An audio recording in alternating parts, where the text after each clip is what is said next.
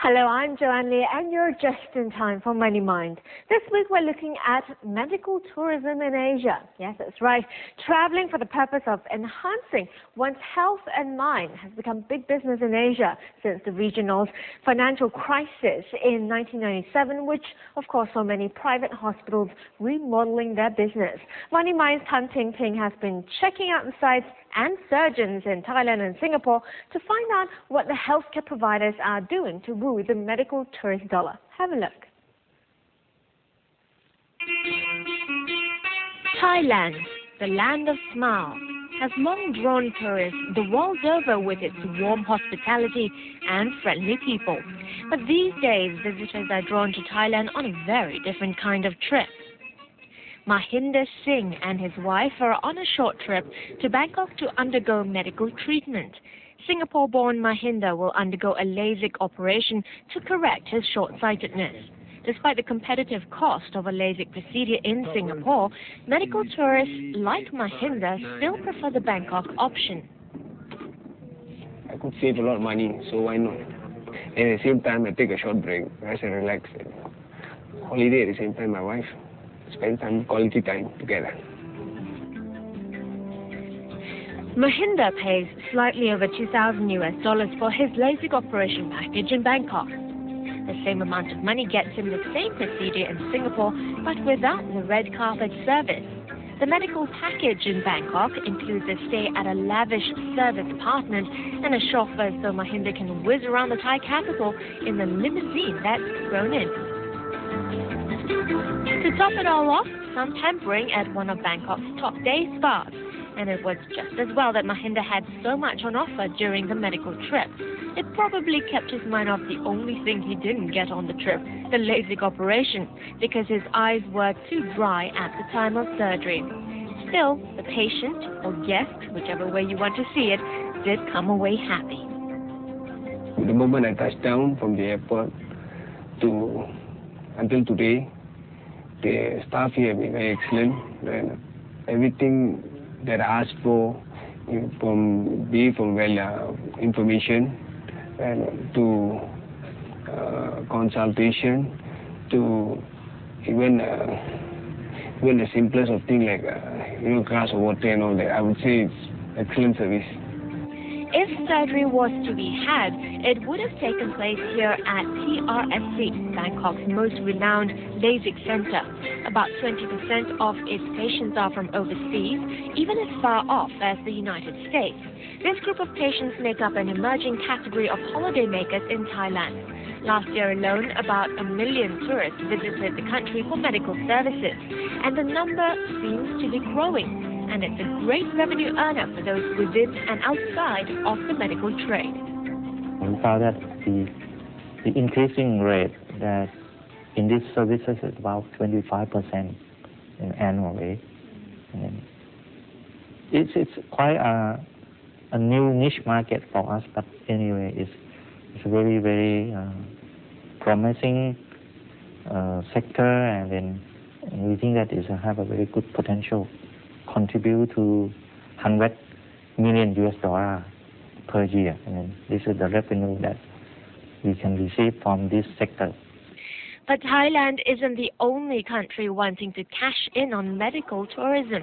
Malaysia, which has about 100,000 medical visitors last year, is aiming to bring in about $600 million by 2011. For Singapore, the target is about $1.5 billion and as many as 13,000 new jobs by 2012.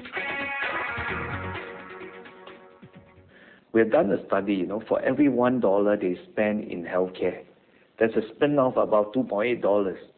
So the hotels get filled, the F&B outlets get visited, taxi drivers get more business, airlines get more tickets.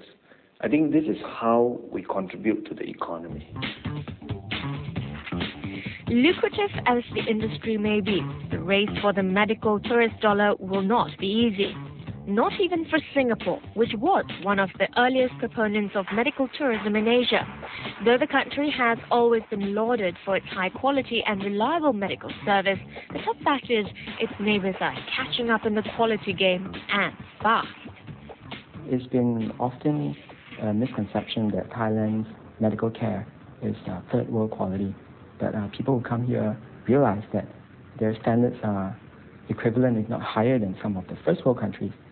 And so they have a lower cost, high-class medical. U-Jin is the founder of Singapore-based Health Aesthetics. He set up the company a year ago to provide customized cross-border health retreats in Bangkok and Singapore. A doctor by profession, U-Jin believes that quality is key in the business of healthcare. That's why he spent more than 3 months in Bangkok searching for the best doctors in the Thai capital before he opened for business. 42-year-old Lee Kai is one of U-Jin's customers. For him, the expertise of the healthcare professionals is a key why he went to Bangkok with Health Aesthetics not once but twice for medical treatment. 医生的技术也是很好，而且他所做的病人的案例也是超过17000多例。那么新加坡相比，可能新加坡最好的医生大概只有7000多例。The quality of services, I think we can, in the par with other countries. So, but the price, and when we mix with our attractions, so this is some make our services quite in a very strong position. Singapore is feeling the heat, and that is why the country has started to rethink its strategy in medical tourism. The first step, loosening up some reins, and that means medical establishments are now able to advertise both in the country and outside Singapore.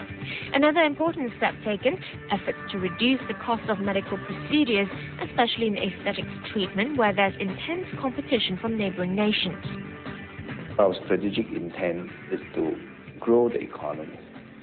So having only high-tech cases is not going to impact our economy in a positive way.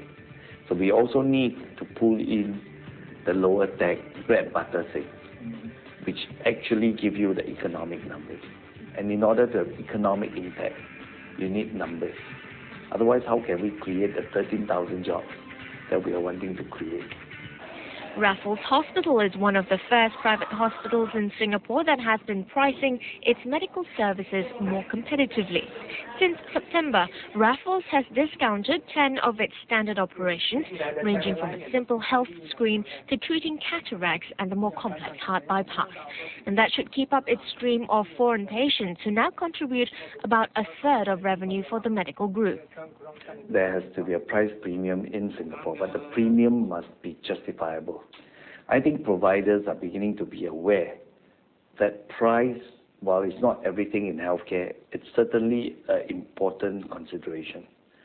And if you have competing centers in Malaysia, in Thailand, in India, offering a lot cheaper, it just means we lose a segment of the market. A segment of the market who cannot afford our prices. Medical tourism helps to balance the market and bring competitiveness into the market. Now that the boundaries of countries are being removed, it becomes more of almost like a regional or a global market, and it brings competitiveness into the market. While the battle for medical tourists gets tougher, the good news is the pool of tourists is also getting bigger. Gradually, we're getting more from the Middle East. Interesting. Few countries in the Middle East are beginning to send patients to us. You must remember the Arabs used to go to America, Britain, and Europe. The charges are probably 2 to 3 times ours. So they find it extremely reasonable. Within Asia, the market is also growing with booming intra-regional tourism and newfound prosperity spreading from India to China. Adding to the numbers will be medical tourists like Mahinda, who's definitely been bitten by the medical tourism bug. I'm going to come back again, that's for sure. The experience has been very good. And there's no doubt about that since Mahinda still has LASIK surgery waiting for him. So live to you again. This is Joanne Lee signing off for the week. Bye-bye.